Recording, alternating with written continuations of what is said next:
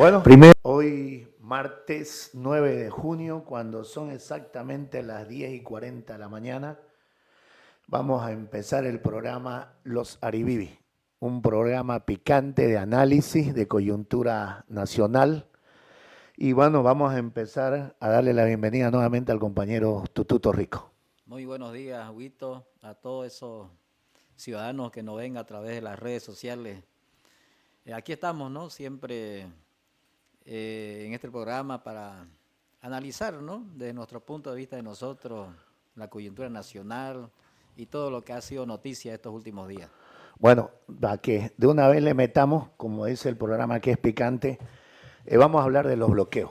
¿Qué te parece? Van más de 80 bloqueos, van más de 30 días, no hay diálogo, no hay solución, se ha determinado un estado de excepción que falta una reglamentación, pero primero hablemos cómo evalúas estos bloqueos. Antes que nada, déjame decir una perlita, porque siempre yo trato de llegar a la gente. Como vos también, pues, ¿no? Para eso está ese programa. Una perlita que quiero mencionarle a nuestros conciudadanos y que lo vean en el internet. En una entrevista que le hacen a Warren Buffett, un multimillonario famoso en el periódico el New York Times, le preguntan sobre la lucha de clases y él le dice, sí, efectivamente hay una lucha de clases y nosotros la vamos ganando, dice, ¿no? Eso es para más o menos ubicarnos de por qué son las protestas, de por qué la gente humilde se levanta, ¿no? Y por qué un gobierno que prometió y defraudó. Sobre el tema de los bloqueos, yo veía una entrevista ahora en la mañana en Unitel a un dirigente y él dice que hay un estado, un terrorismo sindical, que hay que el narcoterrorismo está financiando estos bloqueos, ¿no? Siempre tratando de que en el imaginario de la gente, ¿no? Cale eso, ¿no es cierto? De que todas las protestas están financiadas por el terrorismo, por los narcos. Si sabrá qué es el narcoterrorismo ese individuo, porque muchas veces, vos sabés, Huguito, las preguntas, las entrevistas son pactadas. Te llaman a una entrevista y te preguntan, este va a ser el guión, esto vamos a opinar. Cuidado vaya así nomás un defensor de estos bloqueos a Unitel, ¿no es cierto? Si sabrá qué es narcoterrorismo el tipo. El narcoterrorismo lo acuñó Fernando Belaúnde Terry en el año 1983, cuando Sendero Luminoso se levantó en ese país, ¿no? Hizo una serie de atentados y una lucha por las reivindicaciones sociales de ese Perú profundo. De ahí ya no, todos los medios acuñaron esa palabra. Si sabrán algunos de dónde viene, pero ellos siempre vienen por consigna. Y en lo que se refiere a San Julián, la gente está pues en su derecho de bloquear. Lo que sí no le ha gustado es el terrorismo de Estado sí que está implementando este gobierno. Por eso yo hice algunos análisis anteriores de las clases de terrorismo, el narcoterrorismo. El terrorismo de Estado es el que está implementando el gobierno, ¿no? Tratando de, por medio de la presión, la intimidación y la represión a nuestros dirigentes, ¿no? Tratar de lograr intimidar a la gente y lograr el control total del Estado, ¿no es cierto? Conculcando los derechos de las personas. Y eso lo hemos visto en San Julián, ¿no? Que se han valido de vándalos, esos sí son vándalos de la Unión Juvenil Cruceñista, dejando a la policía que ellos vayan primero a aterrorizar a la gente, a saquear sus viviendas. Eso es Voz Populi, se ha visto en los videos cómo han llegado y han saqueado. Y eso ha ocasionado mucho más malestar y eso ha ocasionado que la gente esté mucho más unida en torno a estas reivindicaciones sociales. Yo siempre he tenido esta observación, he podido decirla en las redes y en algunos medios donde me han entrevistado. Me preocupa el sentido hipócrita de la gente que ahora cuestiona, desvaloriza y agrede verbalmente a estos bloqueadores. O sea, ahora los bloqueos son malos. Pero no te olvides que en el anterior gobierno de Lucho Arce tuvo ese gobierno más de 80 bloqueos. Y cuando vos preguntabas, le decías al gobierno, ya pues, acciones para estos bloqueos, nos están afectando, la parte que en ese momento bloqueaba, que no es esta gente que ahora está bloqueando, te decían, es por la democracia, por la libertad, es por un mundo mejor, por dejarle un nuevo mundo a nuestros hijos. Entonces, lo que me pregunto yo aquí, ¿por qué estos bloqueadores de ahora y por qué los bloqueos de ahora son malos y por qué los de antes eran no buenos, pero al menos supuestamente eran justificables? Es la doble moral de la gente, ¿no? Dice un entendido que la gente es como la luna, siempre tiene una cara escondida. Y estas élites son así, pues, ¿no? Cuando les conviene a sus intereses, ¿no? Algunas actitudes antidemocráticas, ellos lo hacen ver ante la población de que están luchando, ¿no? por la democracia, están luchando por la libertad. Dice, ¿cuál libertad? La libertad para que ellos sigan explotando este país, la libertad para que ellos sigan conculcando los derechos de la gente. No se olviden que en los paros de los 36 días el parque industrial trabajaba normal. Los empresarios seguían ganando, pero a la gente humilde y mucha gente que no entendía eso, los obligaban, ¿no?, a parar, a cerrar sus negocios, ¿no? La Unión Juvenil, como en los tiempos de Italia, como en los tiempos de Mussolini, como en los tiempos del fascismo, iba y cerraba negocios. Entonces, siempre la doble moral de las élites, y eso tenemos que tratar de virtuar desde estas plataformas, Huguito. Claro, eso es lo que a mí me llama la atención, ¿no? Porque vos me has hecho recuerdo que habían personas que se iban en grupo y fueron por la Monseñor, fueron por estos lados de la plazuela Blacut, que hay varios boliches, y los obligaban a cerrar, ¿no? Y lo que vos decías, o sea, ellos cerraban, los obligaban a cerrar, pero el parque industrial seguía trabajando, el parque industrial seguía funcionando, entonces todos tenían que parar, pero unos cuantos que no paraban y seguían ganando, y por eso es lo que yo creo, y lo he dicho siempre, al gobierno anterior lo bloqueaste más de 80 días y le quebraste la economía al Estado. Y nadie saca una conclusión de que si estamos supuestamente quebrados ahora, viene también de una mala administración de lo que fue el desgobierno de Yanine. Yo nunca voy a reconocer eso como un gobierno. El desgobierno de Yanine y lo que no dejaron, bloquearon el Parlamento y bloquearon las carreteras al gobierno de Lucho. Entonces, ahí se viene lo que vos decís, ¿no? La doble moral. Sabes que vos vendes jugo, no vas a poder salir a Apoete porque tenés que respetar el bloqueo. Pero mi amigo, el de Cimal, el de las Venetas, el de las empresas agropecuarias, tiene que seguir trabajando. ¿O no es así? Exactamente, ¿no? Mientras ellos sigan produciendo y sigan generando riqueza, todo está bien. Pero cuando le tocas, ¿no?, le pones el dedo en la llaga, entonces ellos a los cuatro vientos, ¿no?, lanzan, ¿no?, consignas, ¿no?, en contra del movimiento obrero y popular, ¿no? Incluso llaman a la Iglesia Católica, ¿no?, llaman a mediadores, ¿no?, para que traten, ¿no?, a la gente humilde, ¿no?, tratar de engañar, ¿no?, diciéndole que esas conquistas van en contra del Estado de Derecho, ¿no? Incluso, ¿no?, antes los curas decían, ofreces tu sacrificio y vas a ganar el cielo, le decían, ¿no? Bajo esa perspectiva tratan siempre, ¿no?, de tratar de amansar, ¿no?, al movimiento popular, al movimiento indígena, ¿no? Pero siempre lo he dicho, ¿no?, ya nuestros hermanos indígenas tienen mayoría de edad política y están ya consubstanciados de que este gobierno los ha traicionado y por eso son las protestas. Ahora, pasemos al otro tema que lo mencionaste anteriormente y que yo tengo una posición personal, pero quiero escuchar la tuya.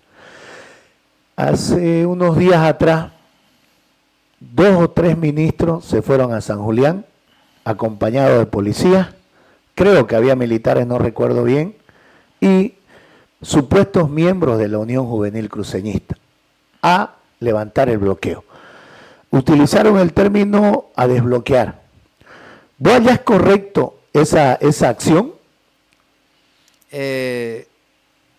Eso pues no es inconstitucional incluso, ¿no? Las fuerzas llamadas por ley a desbloquear y que se valgan de gente paramilitar, prácticamente eran paramilitares los que estaban encabezando ese desbloqueo. Hay videos en el que la misma policía le da insumos, ¿no?, para atacar a los hermanos que estaban bloqueando en San Julián, ¿no es cierto?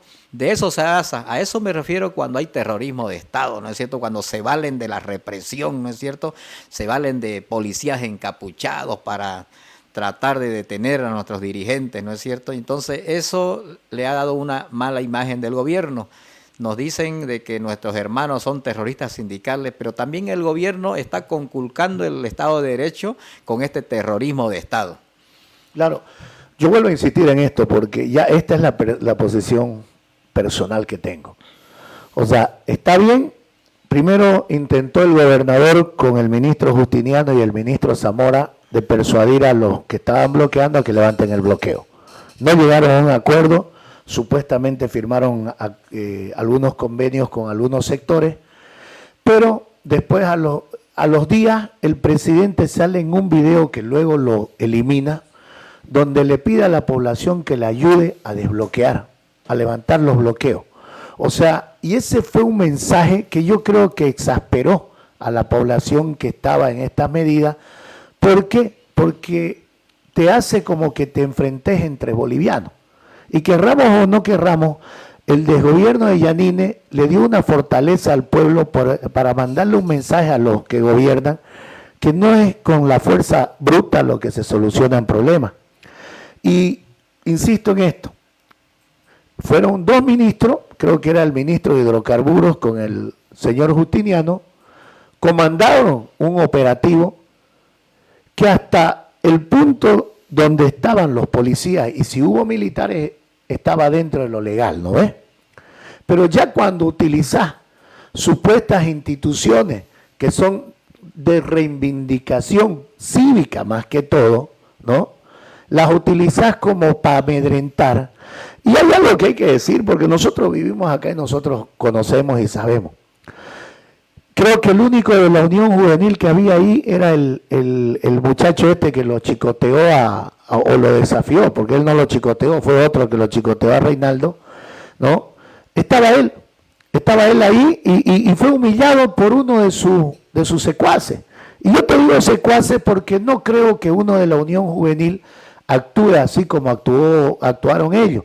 Para mí habían ahí, y nosotros nos conocemos acá en Santa Cruz, sabemos quiénes somos, habían barra brava, tanto de Blooming como de Oriente, que vos sabés que sin faltarles el respeto, ellos donde vos le digas que vayan, ellos van, ¿no? Por X o Z motivo. Entonces, yo creo que ahí, en ese momento en que actúan los policías, como vos dijiste, los policías le daban insumos. Hablaban de esto como escolate, ¿no? Hablaban sobre unas cosas de cómo lanzar balines, petardos y todas esas cosas. Pero yo creo que ahí el gobierno pierde legitimidad y pierde legalidad. Porque no puede la policía, o no debe la policía, por una institución que es una institución loable, prestarse a que entre bolivianos nos enfrentemos y quedarte quieto y agarres preso a los del otro lado. Porque así como los bloqueadores están cometiendo, si querés, una irregularidad, el que está yendo a desbloquear sin ser autoridad también comete una irregularidad y una ilegalidad. Eso es lo que yo reprocho. Yo reprocho de que la policía y las autoridades nacionales que estaban ahí se presten a cometer una irregularidad y una ilegalidad. Es que pensaron pues que la policía pensaría que tiene la misma fuerza la Unión Juvenil, ¿no? El Comité Cívico como la tenía antes, ¿no? La dirigencia cívica, tanto en los juvenil como en los mayores, está devaluada. Ya no tienen esa talla de dirigentes como había antes, ¿no? Germán Antelo, el señor Landívar, ¿no? Percy Fernández también fue presidente del Comité Cívico. Habían gente que aunque eran de derecha daban la talla, pues no es cierto, tenían piense, ¿no? Estas directivas del Comité Cívico, peor el joven de la Unión Juvenil, he visto sus discursos, no sabe ni dónde está parado, ¿no es cierto? Y bueno, pues no, desgraciadamente allá pues los líderes tienen que encabezar pues no una revuelta, si se puede decir, ¿no? Y él estaba figureteando en las cámaras y tuvieron que que a empujones, ¿no? Llevarlo a la línea, a la primera línea, pues donde tenían que estar, digamos, ¿no? Y es así, pues no están consustanciados, ¿no? En sus reivindicaciones, van al figurete, van a captar cámaras y ver algún rédito político en lo posterior. Y eso ha quitado credibilidad, ¿no? En contratar jóvenes, ¿no? Que van por 100 pesos, 200 pesos, ¿no? Y han hecho desmanes allá, han saqueado casas, ¿no? Y ante la población se han visto muy mal mirados y eso ha ocasionado la cohesión de la gente de San Julián, ¿eh? Incluso ahorita hasta el alcalde no está desaparecido, está en la clandestinidad porque también se lo acusa de que él fue uno de los instigadores, ¿no? de este desbloqueamiento, aunque él en sus redes lo desmiente, pero él no está en San Julián ahorita, ¿no? Entonces, esto ha ocasionado, ¿no? Incluso que nuestros hermanos del trópico también se rearticulen mucho más, ¿no es cierto? Porque la derecha está ahí pendiente, ¿no? Cualquier rato otra vez va a volver a arremeter y lo que se pide es la unidad del movimiento popular. No, y mira, y este hecho, redundando en lo que vos decís, este hecho de que utilizaron a esas personas para ir a desbloquear, siendo que eso debió haber hecho la policía. Yo no creo que la policía no tenga la capacidad de hacerlo. Yo creo que fue una metida de pata, de acuerdo a alguna presión externa. Lo único que logró, primero no logró desbloquear. Segundo, logró que la provincia de Ichilo, como se dice, se moleste, le dé más rabia y refuerce su bloqueo en la zona del puente. Entonces, si vos te das cuenta, como dijimos, en el desgobierno de Yanine, lo único que logró ese desgobierno fue que el pueblo los castigue con el voto, que el pueblo agarre y se moleste con tanta rabia, con palabras que son hasta irreproducibles, y que ese pueblo de San Julián, que si lo llamaba a sentarse, a dialogar, mira, sentémonos, porque ya habían aceptado una charla, pero después de que charlas los 2 días, le mandás contingente, o sea, es como que, oye, volvamos, pero te voy a tirar el último puñete, no sé, yo lo vi así. Y la población ahora se ha reforzado más, porque las juntas vecinales que no estaban dentro de los bloqueadores decidieron sumarse a los bloqueos y decidieron seguir también luchando por un tema que para ellos es legítimo y también es legal. Ellos solo están pidiendo condiciones para poder trabajar, están pidiendo, y me lo dijo a mí una autoridad aquí que es departamental, me lo dijo, ahorita ellos solo quieren su carretera y nosotros le vamos a dar su carretera. Pero no sé qué cambió después, lo que pasa es que yo creo que ahí le falta tanto al gobierno nacional como al gobierno departamental mucho más tacto político. ¿Por qué? Porque no son capaces de sentarse con la gente y decirle, a ver, ¿qué es lo que quieren de verdad? ¿Por qué? Porque ellos podrían estar hasta con un tema, ¿sabes qué? Nos sentamos a charlar, pero sin hablar de renuncia, que ese sea uno de los primeros puntos. Bueno, te sentás a charlar, hablemos ahora, ¿qué querés? Entonces, en base a lo que querés, ellos van a decidir si se puede o no se puede. Pero el tema es que, como te digo, se reunieron con 2 ministros, se reunieron con el gobernador y a los 2 días le mandás policía. O sea, eso no creo que sea una buena señal. Y nosotros que conocemos a la gente de San Julián sabemos que molesta. Primero te sentás y luego te los correteás, no tiene lógica, ¿no? Es que estos estaban acostumbrados siempre, ¿no? A patear a esa gente de allá, ¿no? No te olvides que en el 84, 85 hubo un enfrentamiento en la brecha Casarabe donde murió un ciudadano, Tomelic apellidaba. Y de ahí vinieron los cívicos, los terratenientes en ese tiempo y hubieron varios muertos en San Julián. En esos tiempos recién se estaba, ¿no? Colonizando esa zona, ¿no? Gobernar es poblar, eso también que hay que desmitificar, ¿no es cierto? Santa Cruz es grandísima y 50.000 cruceños en el 52 no iban a ser patria. Y los entendidos dicen que hay que gobernar para poblar, ¿y con qué gente más se va a poblar? Gente del interior que vino a trabajar, y en esos tiempos recién se estaban asentando esa gente y los abusaron, los humillaron, los acribillaron. Ahora esa gente, ahora ya sus nietos, sus hijos de esa gente, pues ya tienen ganadería, ya tienen negocios, ¿no? Han estudiado y saben por qué luchar, saben por qué morir, porque ahí ya han asentado sus raíces. Eso es, muchas veces no se hace una buena lectura desde el gobierno, desde los ministros, ¿no es cierto? La identidad de la gente, el alma andina, el alma de la gente que es comunitaria, ¿no?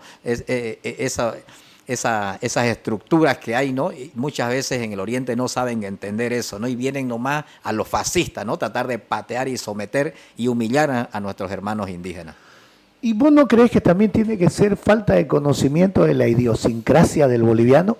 ¿No crees que por ejemplo, a ver, yo siempre parto de esto cuando hablamos del por qué actúan así algunas autoridades?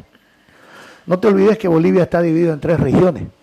Y tanto del occidente como de los valles y el oriente no pensamos lo mismo y no actuamos igual, ¿no ves? Entonces yo creo, por eso yo insisto en que al gobierno le está faltando tacto político. Y que sus operadores, entre comillas, que no sé quién será, por lo menos los anteriores gobiernos de los que hablábamos antes, tenían un vocero, ¿no ves? Pero era hasta, y tenían, digamos, hasta delegados presidenciales aquí en Santa Cruz, que coordinaban acciones.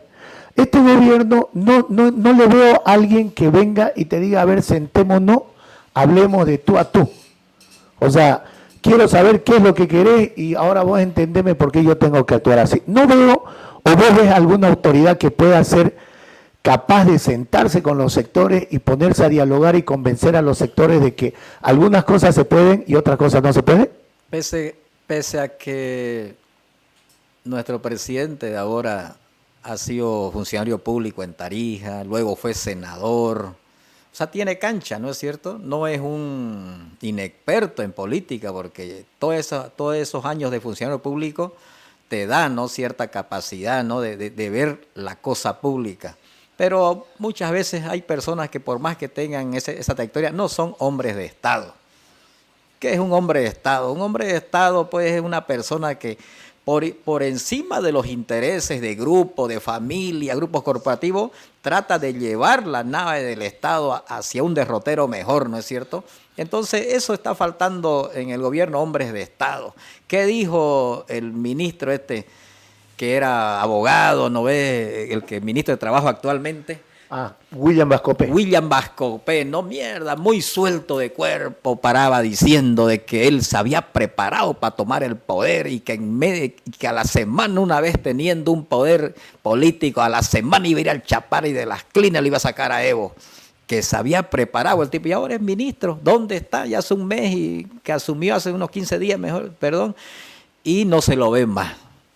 Ahí se ven, ¿no?, los hombres de Estado, a diferencia, estos son puros charlatanes nomás, ¿no es cierto? No hay gente, y a mí me llama la atención los otros ministros, ¿no?, que no salen al frente, ¿no? El único que ya se ha perdido también, el ministro de Obras Públicas, ¿no?, que salió, trató de desbloquear con el corredor humanitario, ahí se ha perdido.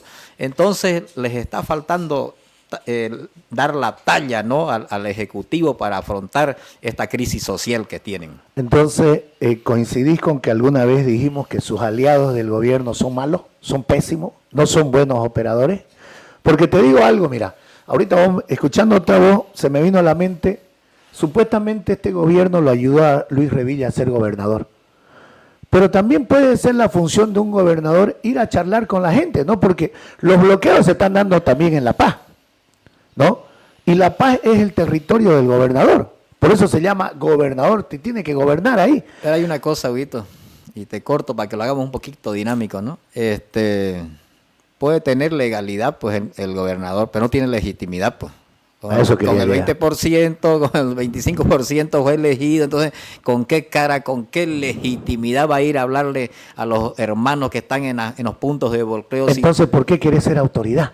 ¿Por qué luchás tanto, invertís hasta plata para ser autoridad si de pronto no vas a hacer algo en beneficio de tu población? Eso es lo que a mí me llama la atención. Por lo que dije anteriormente, no dan la talla de ser hombres de Estado, estadistas, ¿no es cierto?, que velen por el engrandecimiento de una nación. Más ven los intereses de sus grupos, de sus sectores, de sus grupos corporativos, de sus comparsas, de sus fraternidades, y le interesa en cierta medida el engrandecimiento de la nación. Ahí es donde está fallando el Ejecutivo y el resto de gente, ¿no?, que ha entrado a administrar la cosa pública en poderes de decisión del gobierno. Claro, mira, yo coincido en eso con vos porque, mira, hay dos temitas que lo vamos a tocar después. Toquémosle este primero, que es una introducción a lo que vamos a tocar a lo último. Ellos, tras que empezó todo esto, propusieron ley antibloqueo. ¿No ves? Hablaron de ley antibloqueo, pero parece que por algo que yo no quiero decirlo, pero lo hablábamos a extra cámara con vos, no se atreven a lanzarla, la ley antibloqueo.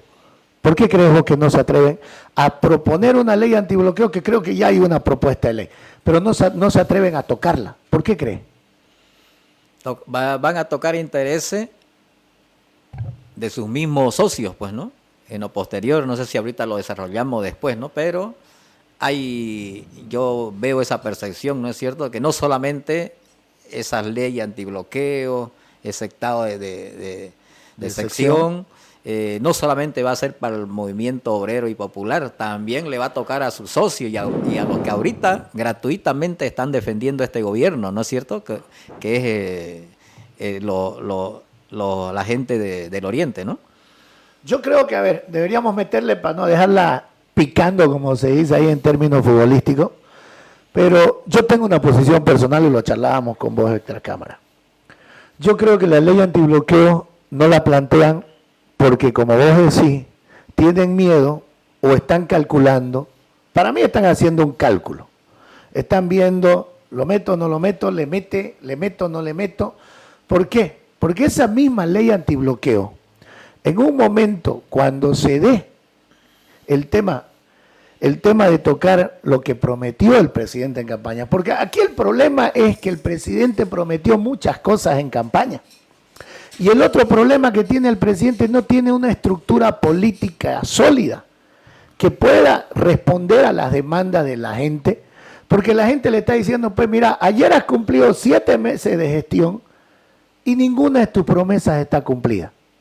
¿Ya? Prometiste gasolina y nos trajiste gasolina, pero mala. Prometiste cerrar la aduana y más bien acabas de nombrar el otro día al gerente de la aduana. Prometiste achicar el Estado y estás gastando más plata que el anterior gobierno en menos tiempo. Entonces son varias cosas que se le está dando al gobierno por falta de una estructura política, por falta de operadores políticos, y yo creo que estos operadores políticos, aunque digan de otro lado, los están asesorando mal. Y lo están asesorando mal, o de repente son cálculos políticos. Hay dos opciones, no hay más. O lo asesoras mal o hay cálculos políticos. No lanzás la ley antibloqueo, ¿por qué? Porque si vos lanzás la ley antibloqueo que podría parar a los bloqueadores ahorita, a los que se están manifestando, a los que estigmatizás que son vándalos delincuentes, pero en otro momento, cuando ya toques el tema del 50-50 y no le des tanto a Cochabamba, a La Paz y a Santa Cruz lo que ellos te van a pedir, que de 100 me des 50, no que ahora a Santa Cruz le das 11 en vez de darle 50, también van a salir a bloquearnos, ¿eh? Van a salir a bloquear, ¿y qué? ¿Le vas a meter perdigones, le vas a mandar a los de la Unión, le vas a mandar vándalos a los que supuestamente ahora son tus aliados? Ahí está, ¿no? En esa espada de Damocles, ¿no? El gobierno, ¿no? Por eso es que quizás no todavía está pensando y analizando los pros y los contras, ¿no? De un estado de excepción, porque como vos decís, se le va a venir después la promesa que hizo del 50-50, ¿no es cierto? Él con toda vehemencia dijo que iba a implantar ese modelo, ¿no es cierto? Y ahora ya les están pidiendo los cívicos, ya les están pidiendo las regiones, ¿no? Mayor autonomía en el tema del gasto público, y si no cumple, otro estado de excepción, porque también le van a hacer bloqueo, también le van a hacer, ¿no? Le van a hacer medidas de presión al gobierno. Entonces está en esa disyuntiva, por eso es el atraso de lanzar, ¿no? El estado de excepción, porque tanto al movimiento obrero también le va a llegar como a la gente del Oriente, ¿no? Y sus instituciones que están exigiendo, ¿no es cierto? Y hay otra cosa, pues, ¿por qué crees que el hombre fuerte del gobierno, el Lupo, no aparece? ¿Por qué? Porque lo manda Doria Medina. Y a Doria Medina, a Tuto, ¿no? Y a otros actores le conviene que este gobierno se debilite con miras a futuras elecciones, ¿no es cierto? Entonces allí está la trampa, y eso, ¿no? La gente tiene que entender, ¿no? Que lo están dejando huérfano. A ver, repasemos lo que has metido ahorita, que es el estado de excepción. Ya ayer lo dictó, pero falta una reglamentación, falta un decreto que establezca cuáles son las medidas que va a tomar. y que eso va a pasar por la Asamblea y la Asamblea se lo va a aprobar o se lo va a rechazar. Desde mi punto de vista, yo creo que no lo va a lanzar todavía. Así se lo apruebe la Asamblea, yo creo que no lo va a lanzar. Pero si lo lanza, podría ser lo que vos decís, una espada de Damocles, que va a ser como un mensaje al occidente y un mensaje al oriente, y al centro también, que son los valles. ¿Por qué va a ser un mensaje?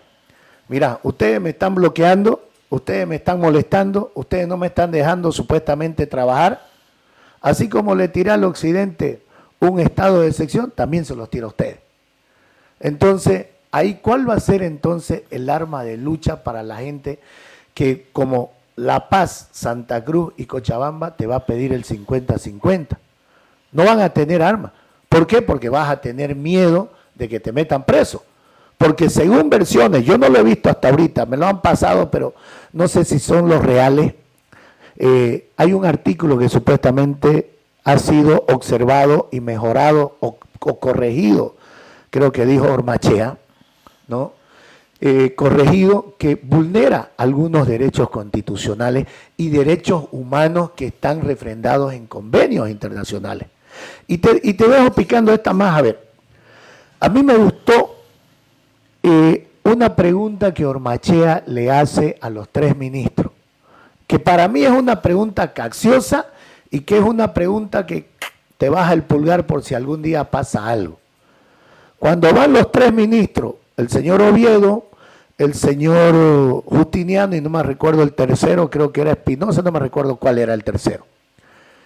Ormachea le dice: señores, quiero hacerle una pregunta, pero quiero que me contesten sí o no, nada más. Está grabado, está siendo filmado, va a ser contar en acta. Entonces le dice: ustedes nos están pidiendo como miembros del Ejecutivo que aprobemos este proyecto de ley. Ahí yo lo vi que el señor Oviedo dijo sí, con toda la arrogancia que tiene el señor dijo sí. Los otros 2 titubearon, pero dijeron sí. Entonces Ormachea dijo: está bien. Para mí se lavó las manos, porque si en algún momento hay alguna medida en contra de eso que pueda vulnerar derechos constitucionales y derechos humanos que están refrendados en convenios internacionales, solo el Ejecutivo se va a cargar esa mochila. No va a ser el Senado, porque el Senado está diciendo que es una petición. La va a analizar y si están de acuerdo se la aprueba, si no se la rechaza. ¿Vos qué opinás? Obviamente, pues no, lo han grabado para que conste en la opinión pública de que fue el Ejecutivo, pues no, el más interesado en lanzar, ¿no?, esta ley de sección. Además, no te olvides que ellos lo firman. Y eso se firma en gabinete ampliado, pues, ¿no? En gabinete, y ahí falta la firma del vice. Eso es lo grave, ¿no? Falta la firma de todos los ministros más el vicepresidente. Exactamente. Entonces, hay que ver, ¿no?, en el transcurso del tiempo en qué va a quedar esta situación, ¿no? El gobierno no tiene control de territorio. Está ahí, los movimientos sociales se están más bien de varias poblaciones, no están llegando en camiones, ¿no?, para reforzar, ¿no?, estos bloqueos, ¿no es cierto?, de que piden la renuncia del presidente. ¿Hasta dónde llegará? Tenemos en contra a la comunidad internacional, los gobiernos de derecha prácticamente nos están rodeando, el presidente se ha envalentonado porque tiene el apoyo de Estados Unidos, ya lo dijo tácitamente, ¿no?, el secretario de Estado Marco Rubio, ¿no?, de que lo apoyan contundentemente, ¿no? Y ahí estamos, ¿no?, en esa lucha de poder geopolítico también, ¿no? En base a eso también tenemos que hacer esos análisis acá, ¿no?, de esta lucha de los movimientos populares, ¿no? El gobierno se ha envalentonado porque tiene el apoyo, pues, ¿no?, de las fuerzas represivas, ¿no?, del Comando Sur en Estados Unidos. ¿Vos creés que estos bloqueos, si persisten, pueden lograr tumbarlo a Rodrigo o hacer que Rodrigo renuncie? Eso lo dirá, ¿no? Yo no tengo la bolita mágica, eso lo dirá el transcurso de los días, ¿no? Lo que precipitaría una vacancia en el gobierno sería si lanza estado de sitio, pues, ¿no? Ahí ya la población, especialmente la gente del campo, pues no va a reaccionar mucho más, ¿no? Así como lo hicieron a Yanine, cuando no quería llamar a elecciones, ¿no? Se bloqueó por todos lados, el movimiento campesino tomó control del territorio y obligó, ¿no? a llamar a elecciones, que es el compromiso, ¿no? de la persona que entró con ese golpe militar. Entonces hay que esperar, ¿no? Qué fichas va a mover el gobierno para ver la reacción de los movimientos indígenas, ¿no? Que están ahorita levantados, ¿no? El anteriormente llamado estado de sitio y ahora llamado de excepción, ¿podría arreglar o empeorar la situación en Bolivia? Empeorarla, pues, ¿no?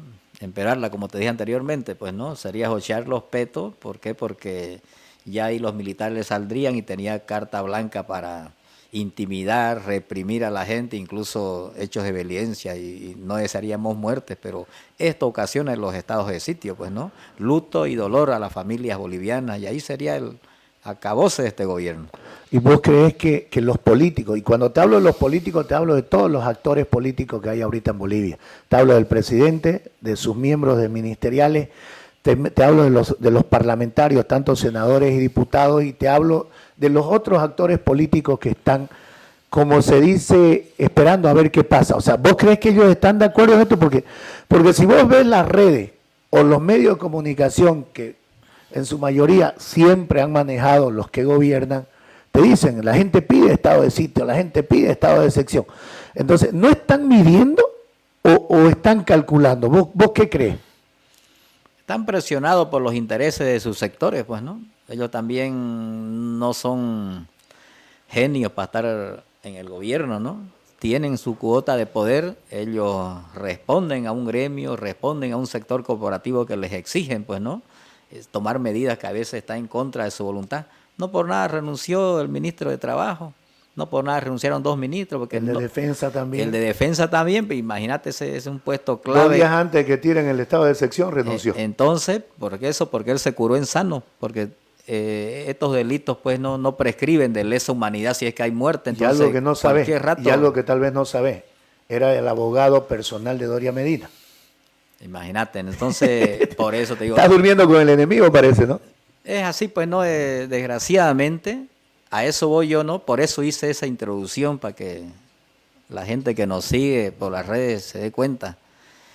Prometió capitalismo para todos. Una de sus muchas promesas, capitalismo para todos. Entonces, los movimientos indígenas populares decían, este va a ser un gobierno conservador. ¿Qué significa conservador? Que va a mantener el Estado como estaba el Estado, ¿no? El Estado que estábamos, un Estado social de derecho, ¿no es cierto?, con grandes conquistas del pueblo, de las grandes mayorías, de la gente invisibilizada, y él les prometió todo eso, ¿no es cierto? Pero, ¿qué hizo? Aliarse con los que están ganando esta guerra, como dice Barenguafen, ¿no? Hay una lucha de clase y la estamos ganando nosotros, dice, ¿no? Entonces, eso ha sido el empute de la gente, ¿no?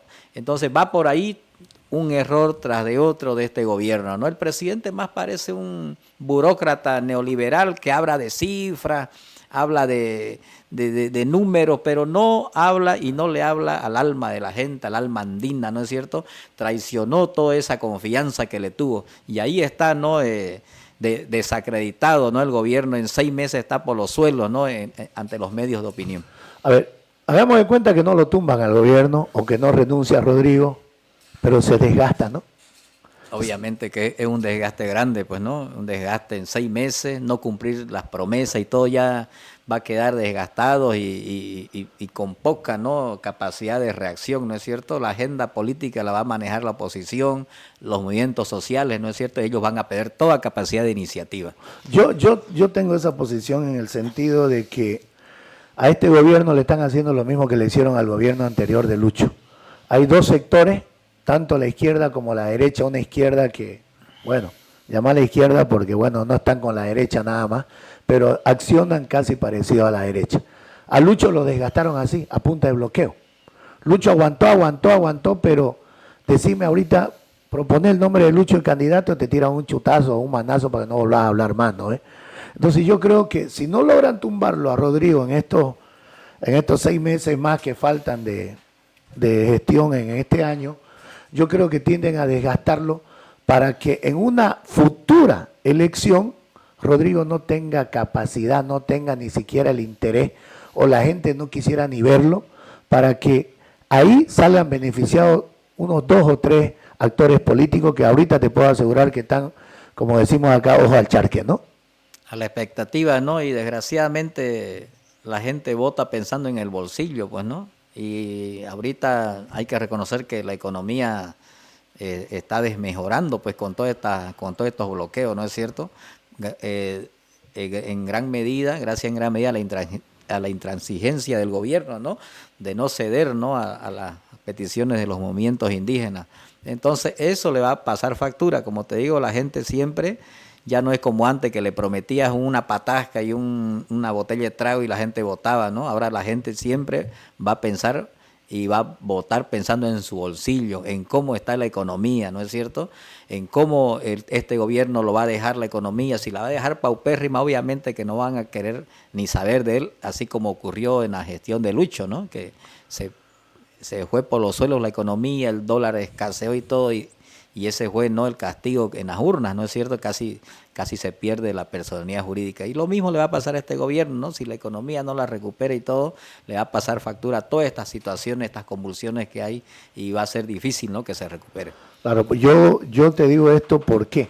Porque yo veía, digamos, que en el gobierno de Lucho le hicieron eso, los desgastaron, nadie quiere saber nada de Lucho. ¿Y cuál es el problema? El problema es que no salieron nuevos líderes, ¿no es? Entonces, por eso este supuesto centro izquierda más una derecha que era Tuto, lograron posicionarse en un lugar que si vos volvías 5 años atrás nunca hubieran estado, ¿no? Nunca hubieran estado. Entonces, yo creo que si se da esa figura de desgastarlo a Rodrigo, iríamos a un revocatorio, pero también sin figuras nuevas. O sea, yo creo que, personalmente lo voy a decir, para mí solo irían Evo o Tuto. Evo y Tuto. No habrían otros 2 potenciales más, como fue el otro día, que la última elección creo que habían como 10 candidaturas, ¿no? Hasta Johnny Fernández y demás cosas. Entonces, yo creo que este desgaste va a que de aquí a 2 años y medio se polarice solo 2 a 3 candidaturas. ¿Vos qué crees? Claro, pues no, porque aquí en este estado de cosas que hay y cae en desgracia, y cae por debajo de su popularidad, el presidente va a ser Tuto el que va a tratar de reagrupar a las fuerzas de la derecha, pues, ¿no? Y Evo por su lado también, ¿no? Reagrupar a las fuerzas de izquierda, ¿no? Y bueno, ahí vamos a tener 2 actores, pero siempre, ¿no? No falta un outsider de eso, ¿no? Que siempre va a aparecer un destapado, ¿no? Por ahí los medios económicos, al ser 2 candidatos que están en las antípodas, ¿no es cierto?, pueden poner por ahí un destapado, ¿no es cierto?, los medios económicos, ¿no?, para tratar de hacer la tercera vía, digamos, ¿no?, en esto que está polarizado entre izquierda y derecha, ¿no es cierto? Van a tratar de lanzar quizás una tercera vía que sea más conciliadora para ambos sectores. ¿Quién sabe? La política es dinámica y vamos a ver, ¿no?, el transcurso de los días, cómo se maneja la situación. Claro, porque eso fue lo que pasó en realidad el año pasado, ¿no? O sea, la gente estaba cansada de las peleas internas de la izquierda y querrás o no querrás, Tuto era la opción, pero de atrás sale el otro y gana, que nadie sabe cómo gana, pero que gana, yo tengo unas dudas y a veces cuando uno no tiene las pruebas es mejor no decirlo, pero yo creo que ahí puede surgir, en base al análisis que haces, puede surgir como está trabajando. A mí lo que me preocupa, aunque no la creas, hay gente que está así a la expectativa. O sea, no es el momento de saltar, pero vamos a saltar en su momento, como apareció un Jaime Dunn, que supuestamente era un erudito en economía y le descubrieron un montón de cosas. Yo sé que Doria Medina va a querer volver a aparecer porque tiene plata, pues, ¿no? Y cuando vos tenés plata, haces lo que te da la gana a veces. Entonces, es interesante lo que se nos viene. Si digamos, Rodrigo se mantiene, pero se va a mantener como que voy a seguir nadando, aleteando para no ahogarme y de pronto alguien me va a salvar, pero ya no vuelvo a meterme más a la piscina. ¿O vos crees que...? Como la crónica de una muerte anunciada, ¿no? Así mismo, ¿no? O yendo hacia adelante, ¿no? De que esperando algún milagro, ¿no? Que alguna coyuntura que le favorezca para seguir respirando y tomando oxígeno su administración. Pero ahí está, ¿no? Hay que ver, ¿no?, cómo se desarrollan estos acontecimientos. No te olvides que, por ejemplo, en el momento en que el MAS tiene su desgaste, como vos decís, que casi se pierde la personería, todo lo que olía a MAS estaba mal, ¿no? Yo creo que a este gobierno le va a pasar lo mismo. Le va a pasar lo mismo. ¿Por qué? Porque si no tenés una reacción positiva ante lo que te está pidiendo la gente y a lo que te va a pedir la gente. Yo creo que esto, lo de los bloqueos, para mí es todavía lo mínimo, porque lo más grande se viene después, en el sentido de que van a haber muchas más demandas. Has prometido tantas cosas, has ilusionado a la gente, y la gente con este desgaste, ahorita, antes había gente que decía, habla bonito el presidente, ahora ya hay gente que le pone a renunciar ya. Aunque le dicen, callate, no hables más. Y más recuerdo como cuando Lucho tiraba un discurso y eran más los insultos que los de apoyo. Y no te olvides que el gobierno pues tiene funcionarios públicos que son casi como 500.000.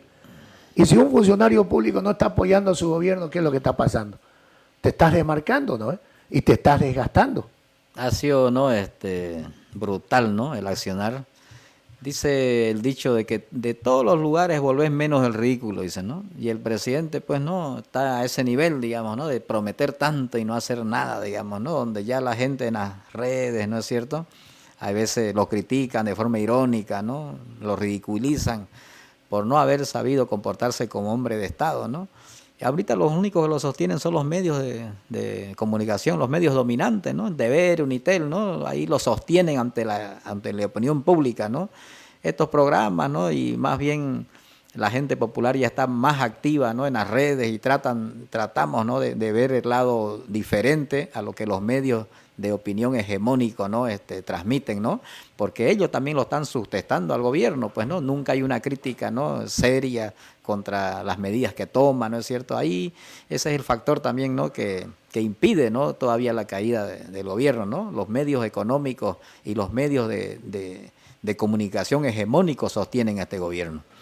Eso es siempre lo que se ha hecho como gobierno, ¿no? Bueno, hasta aquí le metimos tutú, todo lo que pudimos en el tema de hacer una crítica, incluso constructiva, diciéndole al gobierno qué está bueno y qué está malo. No todo es sacarle la mugre. ¿Por qué? Porque uno tiene que ser así, no tiene que tirar específicamente una línea. Entonces, esto es lo importante que estamos haciendo, vamos a seguir haciéndolo. Este es nuestro tercer programa.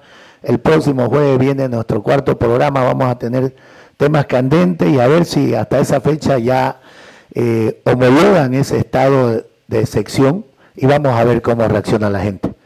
Tu despedida. Sí, ¿no? Hay que ver, ¿no?, cómo transcurren estos días, ¿no? Si de verdad, ¿no?, hay un comportamiento patriótico del gobierno, de la gente también que bloquea, ¿no es cierto?, para tratar de buscarle solución, ¿no? Lo que queremos es que el país siga adelante, ¿no?, de que hayan políticas que mejoremos este país, ¿no? Las promesas incumplidas pues tienen esta reacción, ¿no? Y espero que eso sirva siempre de ejemplo, ¿no?, a los futuros gobernantes. Por ahí vi un diputado que está queriendo lanzar un proyecto de ley donde se castigue las promesas incumplidas de un político una vez tenga el poder. Y eso es bueno, ¿no? Tratar de democratizar aún más, ¿no?, la cosa pública. No es que mucha gente viene y promete el oro y el moro y al final no cumple, ¿no? Y estas son las consecuencias, ¿no? Cuando la gente ya no se deja engañar, ¿no?, por algunas personas que creen que están en los tiempos de la colonia, de venir con espejitos y tratar de convencer a la gente, ¿no es cierto? Ha sido un gusto estar con ustedes y hasta la próxima. Bueno, muchas gracias por estar con nosotros. Estaremos el próximo jueves en un programa picante como este. Saludos.